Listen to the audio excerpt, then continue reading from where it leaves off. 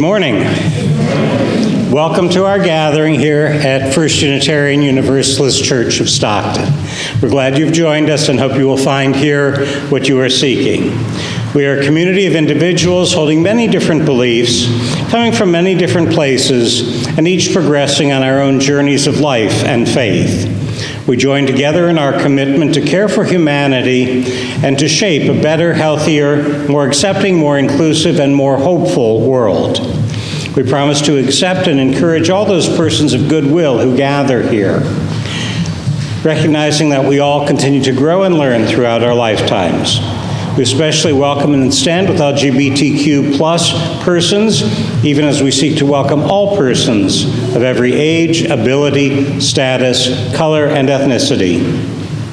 We strive to make our community a place of peace and acceptance, love and nurture, even as we challenge ourselves and others to live more faithfully according to the values of Unitarian Universalism. With more variants developing, we are asking that people continue to mask. And if you need to make an announcement or something, if you come up here and speak from this microphone, you can unmask here. What announcements do we need to make today? Mary, come and announce.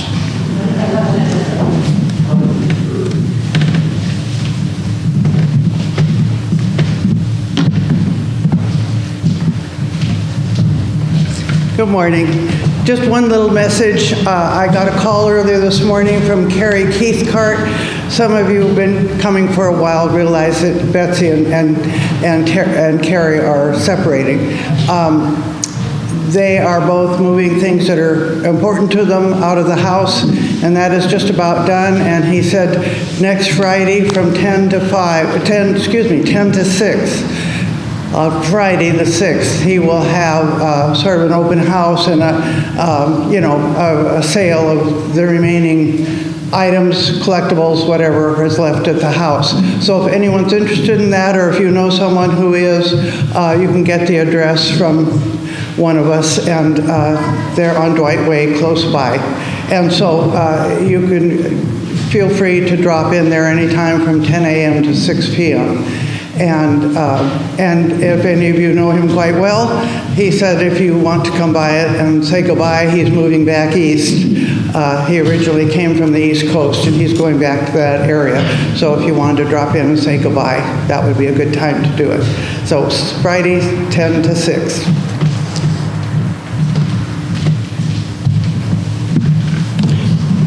Okay, and for those of you who are pledging but haven't gotten your pledge cards in, Dick is a little worried about how many people he's going to have to call, so please get your pledge cards in.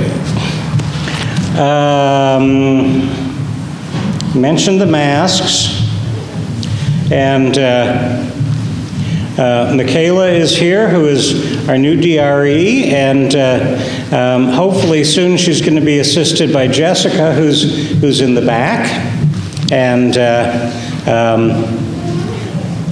she may be volunteering, I don't know, but we are going to pay her eventually. So, and if you remember, she had done it before a few years back. So, we'll continue then with the Prelude. Judy.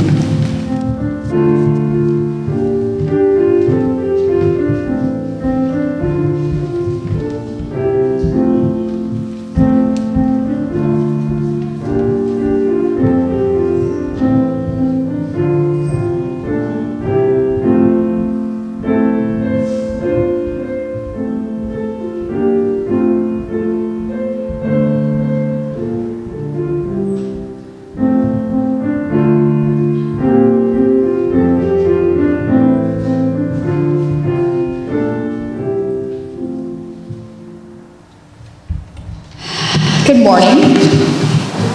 Good morning. Our opening words are from Kathleen McTeague. Into this home, we bring our hunger for awakening. We bring compassionate hearts and a will toward justice. Into this home, we bring the courage to walk on after hard losses. Into this home, we bring our joy and gratitude for ordinary blessings. By our gathering, we bless this place. In its shelter, we know ourselves blessed. Now I'd like to ask Alana to come forward and light the chalice while we read the chalice lighting words that are in your order of service.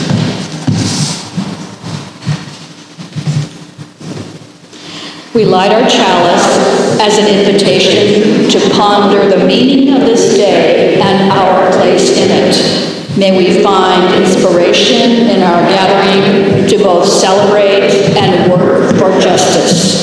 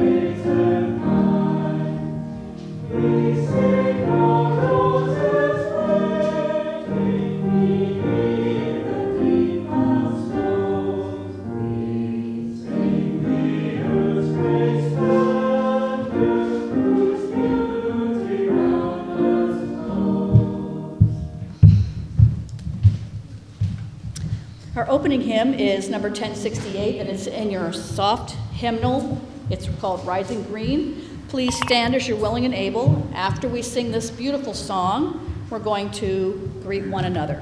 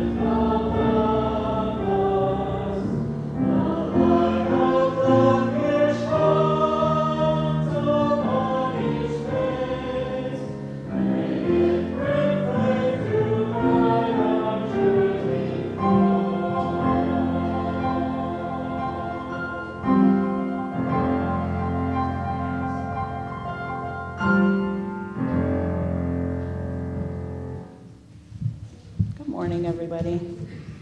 So I have a story today about Cinco de Mayo, and it's been provided by Jan.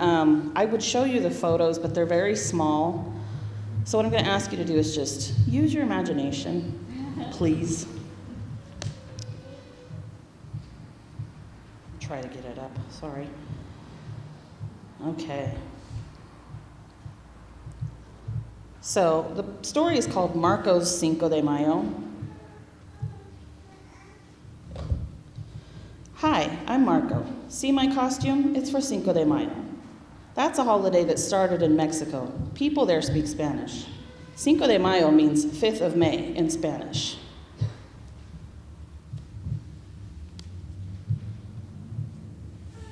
My family is Mexican American. We celebrate Cinco de Mayo here in the United States too. My city has a big parade.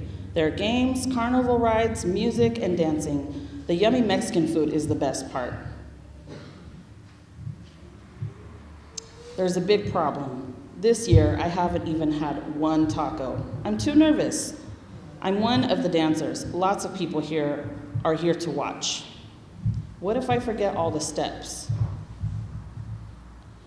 There's my cousin Diego. Imagine Diego, kid in the distance. He's the one who taught me this dance. Last night, Diego told me a story. He said it would help if I felt afraid. Be brave and proud. Diego told me about the first Cinco de Mayo. It happened about 150 years ago. France sent many soldiers to Mexico to start a war. People thought the French soldiers were the best in the world. The Mexican army was small, but the Mexicans were brave and proud of their country. On May 5th of 1862, they did something surprising. They won a big battle against the French soldiers. I can be brave and proud too. I listen to the mariachi band while I wait to go on stage. Suddenly, my feet are ready to dance. The taco battle. Diego says I did a great job dancing. It sure made me hungry. We have a taco eating battle. I eat 2 more than Diego. The fireworks flash and the colors of the Mexican flag, Cinco de Mayo, is almost over. But tomorrow, I'm going to practice my dancing again. I'll be ready to dance again next May 5th. That's it. And now we get to sing our children out. We haven't done this except maybe once this year, last 2 years. Ready? As you go, may joy surround you. As you go, go in peace. Know our love is with you always. As you go, as you go.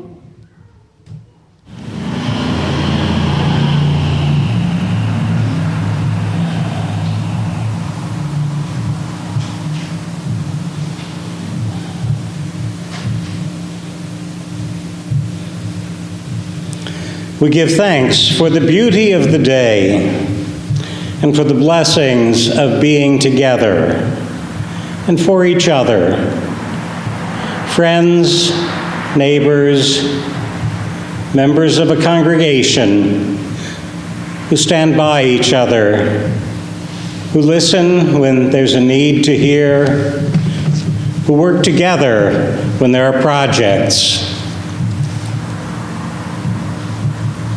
who build together a life to strengthen our community, to be safe, a safe haven for those in need, to be part of a network of connections around the country and around the world. We give thanks for each other and for all that we give to each other, and all that we are together. For all this, we give thanks. Amen. I invite you now to join in singing Spirit of Life, and the words are printed in the program.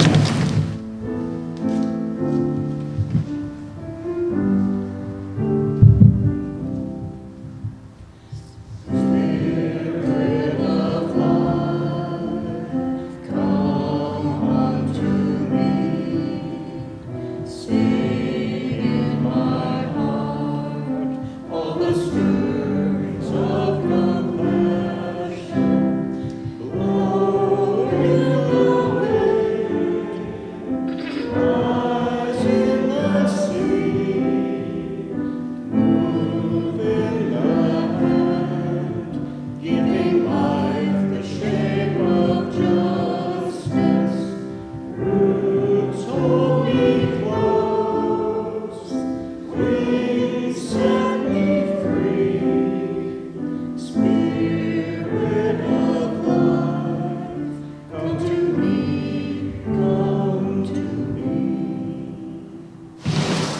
There's a responsive reading, number 549. You can find it in the back of your book if you would read it with me. It's, I hope that I'm not going to butcher this name too much, Teilhard de Chardin, a theologian.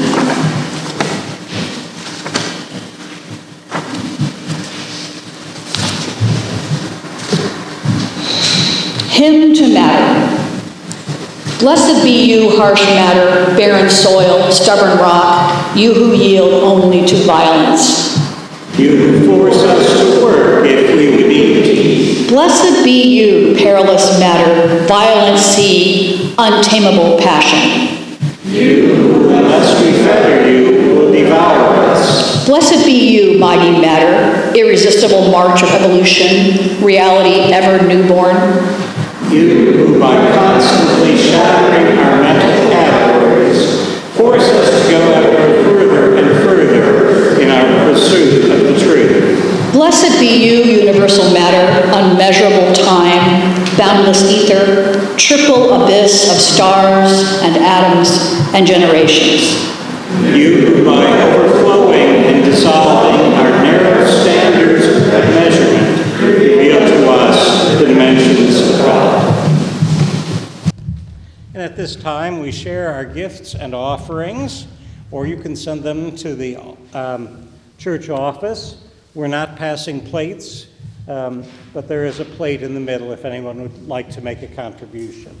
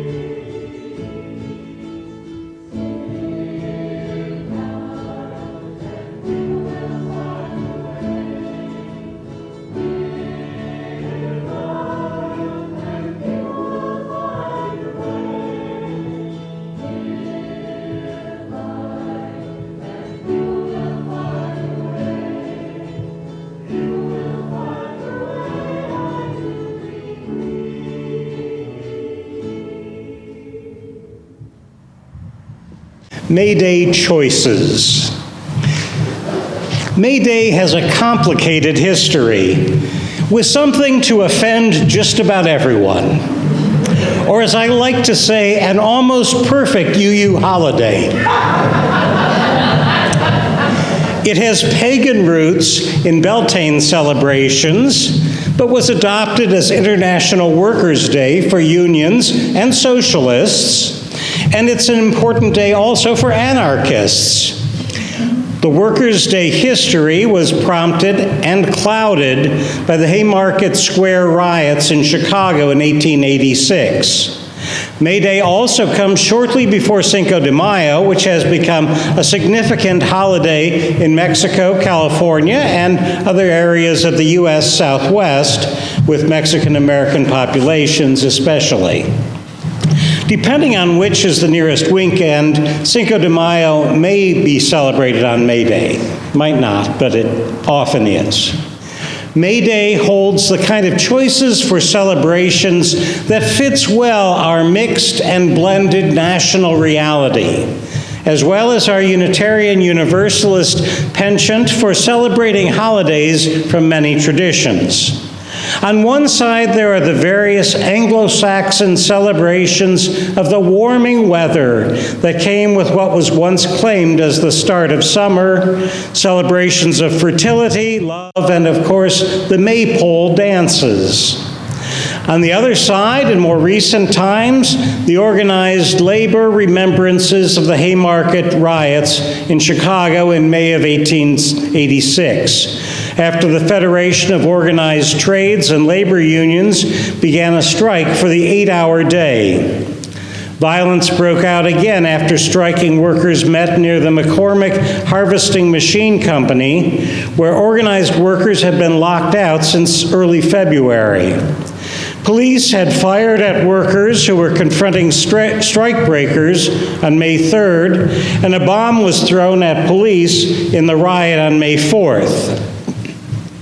The violence took the lives of several police and workers. Because of the deaths of police, organized labor came under attack, and 7 workers described as anarchists were sentenced to death on little evidence. 4 were hanged, 1 committed suicide, and 2 others later had their sentences commuted and then were pardoned. Labor, anarchists, and socialists were blamed, but some suspected that agents of Pinkerton may actually have been responsible for the bomb.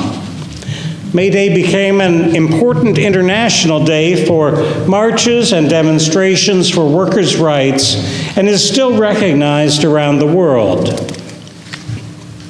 Cinco de Mayo is also celebrated this week. Cinco de Mayo is the commemoration of the surprising victory of the Mexican army over French forces at the Battle of Puebla on May 5th of 1862.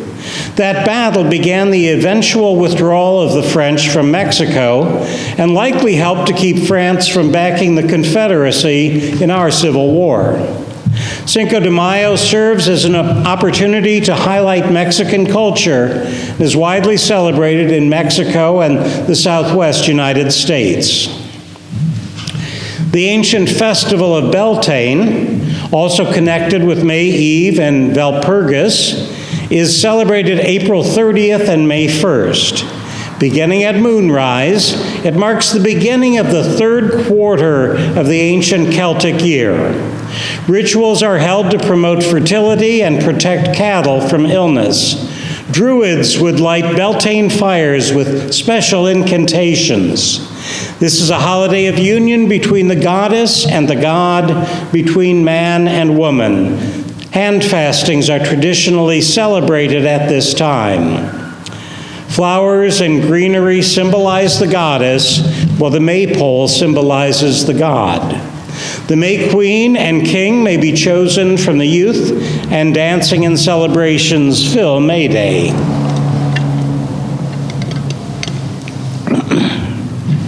And so we have choices. We can dance and celebrate the season, or a surprising victory, or demonstrate for organized labor. In Russia, what had been a day for celebrating labor and holding political rallies and parades was transformed in 1991 into a somewhat less political holiday for spring and labor, perhaps combining several influences. I remember maypole celebrations when I was a child, but had not been very aware of the labor issues and the Haymarket riots even growing up around Chicago. For many in the U.S., it seems that May Day is just another day. Whether we celebrate the season, or organized labor, or Cinco de Mayo, or Beltane, is entirely up to each of us, but I like having choices. Variety and choices are things that most humans throughout history have had to a far lesser extent than what we have in the United States and have enjoyed for most of our lifetimes. Like anything else, people here take our choices and variety for granted. But even compared with much of Europe, we enjoy a far greater variety by every measure, along with the freedom to choose what we do, where we go, and what we buy. We've become so accustomed to having whatever we want, whenever we want, that we rarely stop to think about how amazing a country we live in. But for a few matters, it is paradise compared with almost everywhere in any other time. There are a few matters worth pondering about what we don't have. We don't have health care for all. We don't really have equality between sexes or races. We also have failed to consistently protect the rights of those who are gender nonconforming, gay, lesbian, bisexual, or transgender. We have come so far and then seemingly been distracted by all the pretty things we can have. Our voting percentages are lower than those in far newer democracies and republics. We rarely demand substance from our political candidates who delight in photo ops and sound bites requiring little thought or effort. Political campaigns are filled on one side with racism, sexism, heterosexism, anti-unionism, and a contest to see who can promise the worst treatment for immigrants. Along the way, our society has revealed its ugly shadow side of still pervasive racism, sexism, xenophobia, and homophobia. I'm glad that I have not traveled outside the U.S. lately, for I could hardly defend the behavior of Congress or the previous, and hopefully not, future president of this nation I love. Immigrants from many cultures have struggled to find their place in American society, as various waves of immigrants came from Ireland, Italy, Germany, China, and Japan, the Middle East, Vietnam, Laos, and other places. We have been the greatest melting pot of cultures ever recorded in history, but now again many are trying to shut the door to Mexicans and others who are looking for a better life and the American dream. And of course, under the doctrine of discovery from the papal decree issued by Pope Nicholas V in 1452 that specifically sanctioned and promoted the conquest, colonization, and exploitation of non-Christian territories and peoples, the indigenous peoples of America were long ago attacked, rounded up, and marched onto reservations so the good Christian white folk could have the land, the forests, the waters, the gold, and the oil. And black slaves were captured and brought from Africa to work the fields in the South. The official histories written by the conquerors, rewritten and approved by those currently in power, are much cleaner than the realities of the development of America. Humanity has accomplished much in its time as the main or the predominant species on Earth, but has also incurred a terrible loss of life. We have choices, far more choices than did the people of other lands, cultures, and times. It is the best of times for many of us, even while it is the worst of times for so many others in this country and around the world.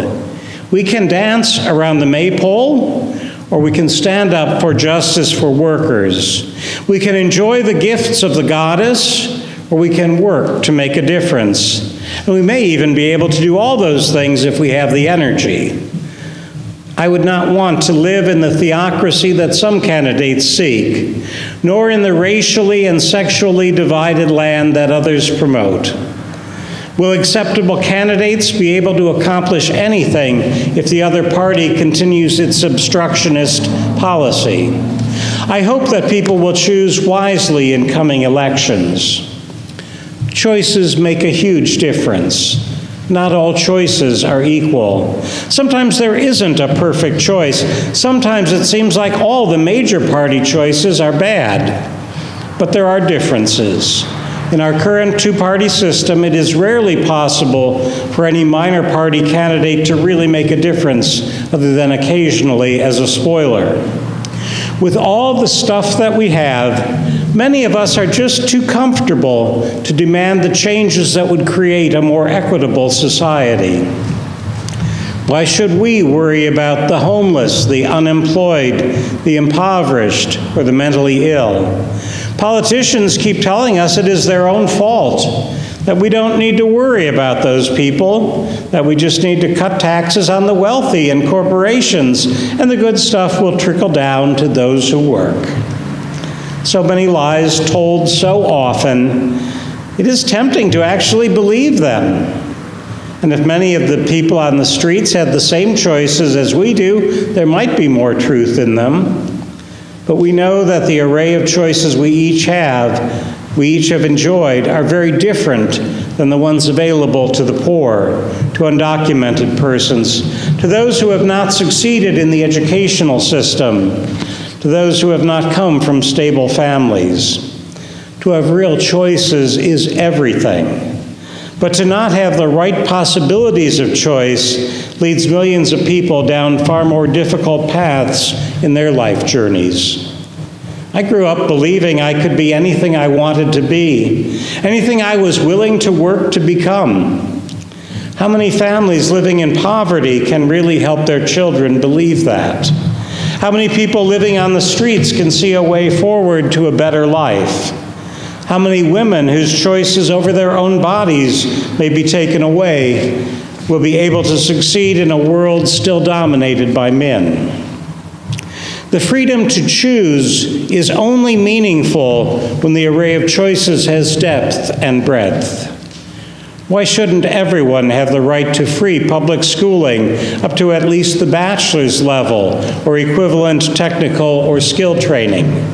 Why shouldn't everyone have free health care? What justification can there be to have such low corporate taxes and income taxes on the wealthy, and to still allow corporations and the wealthy to dodge most of those? Why do we allow so much to be spent on the military and so little on people? A little democratic socialism could make a world of difference if only the lies and obstruction could be ended. Will we ever learn? The holidays we choose, the pathways we follow, the journeys that we take in our lives make all the difference. We can live out our lives being comfortable, ignoring the dangers to others and our planet.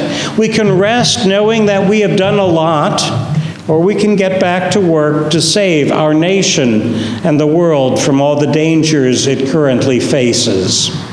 Many of us aren't young and energetic anymore.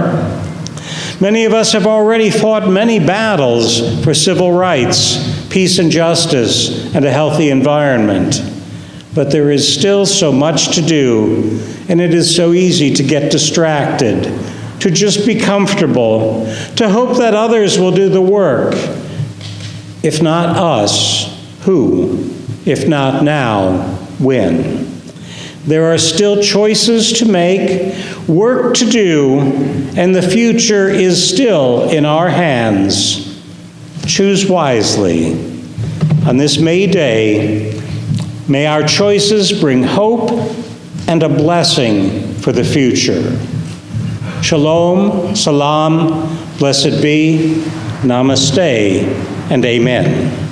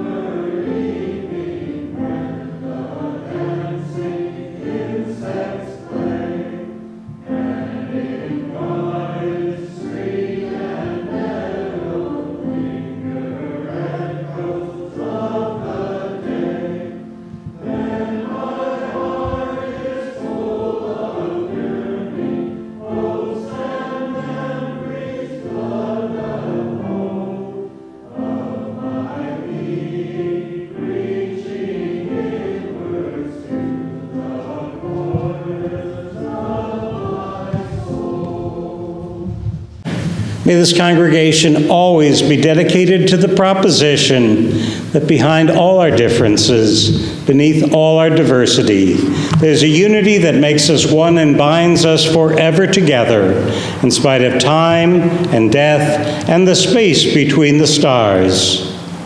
We pause in silent witness to that unity. May the stars carry away your sadness. May the flowers fill your heart with beauty. May hope forever wipe away your tears. And above all, may love make you strong. Go out and share love. Do the work that needs to be done. Believe. Connect with others. Bring a better world. Amen.